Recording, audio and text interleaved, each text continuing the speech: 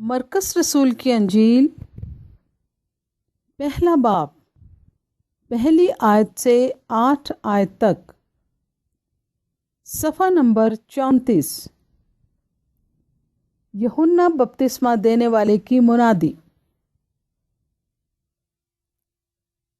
यीशु मसीह इब्ने खुदा की खुशखबरी का शुरू। जैसा यसाया नबी की किताब में लिखा है कि देख, मैं अपना पैगंबर तेरे आगे भेजता हूँ जो तेरी राह तैयार करेगा। बयाबान में पुकारने वाले की आवाज़ आती है कि खुदावंद की राह तैयार करो, उसके रास्ते सीधे बनाओ।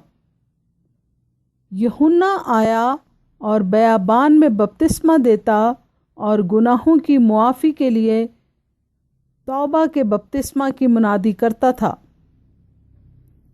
और यहूदिया के मुल्क के सब लोग और यरूशलेम के सब रहने वाले निकलकर उसके पास गए और उन्होंने अपने गुनाहों का इकरार करके दरियाए यरदन में उससे बपतिस्मा लिया। और यूहन्ना ऊँट के बालों का लिबास पहने और चमड़े का पटका अपनी कमर से बांधे रहता और टिड्डियाँ और जंगली शहद खाता था और ये मुनादी करता था कि मेरे बाद वो शख्स आने वाला है जो मुझसे जोरावर है। मैं इस लायक नहीं कि झुककर उसकी जूतियों का तस्मा खोलूं।